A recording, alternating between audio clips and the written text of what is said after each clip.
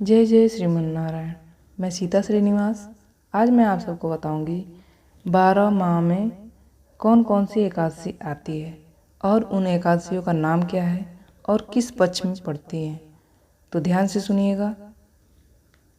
हमारे सनातन धर्म में व्रत एवं उपवास का महत्वपूर्ण स्थान होता है।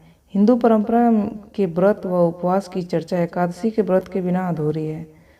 शास्त्रानुसार एकादशी का व्रत करना सभी हिंदू धर्मावलंबियों के लिए श्रेष्ठकर बताया गया है। वैष्णवों के लिए तो एकादशी का व्रत करना अनिवार्य है।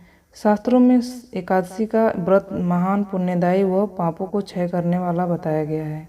प्रत्येक मास में 2 एकादशी व्रत आते हैं। प्रत्येक मास की एकादशी का एक विशेष नाम होता है। चलिए मैं बताती हूँ आपको कि कौन सा एकादशी किस महीने में पड़ता है। तो ध्यान से सुनिए। माह, पक्ष और एकादशी का नाम तीनों बताऊंगी। चैत्र मास में कृष्ण पक्ष में पाप मोचनी एकादशी आती है।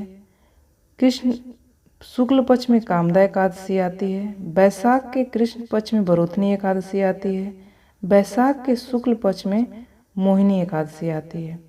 ज्येष्ठ के कृष्ण पक्ष में अपरा एकादशी आती है। ज्येष्ठ के शुक्ल पक्ष में निर्जला एकादशी आती है। आषाढ़ मास में कृष्ण पक्ष में योगिनी एकादशी आती है। आषाढ़ मास के शुक्ल पक्ष में देवशयनी एकादशी आती है। श्रावण मास के कृष्ण पक्ष में कामिका एकादशी आती है। शुक्ल पक्ष यानी श्रावण मास में शुक्ल पक्ष में पवित्रा एकादशी आती है।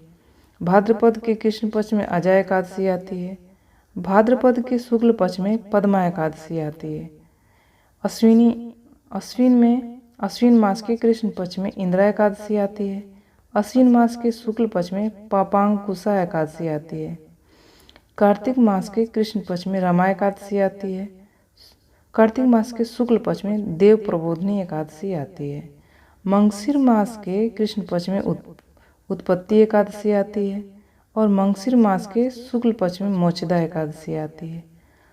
पौष मास में कृष्ण पक्ष में सफला एकादशी आती है और पौष मास के शुक्ल पक्ष में पुत्रदा एकादशी आती है। माघ मास में कृष्ण पक्ष में सठतिला एकादशी आती है और माघ मास के शुक्ल पक्ष में जया एकादशी आती है। फागुन मास के कृष्ण पक्ष में विजया एकादशी आती है और फागुन मास के शुक्ल पक्ष में आमलकी एकादशी आती है।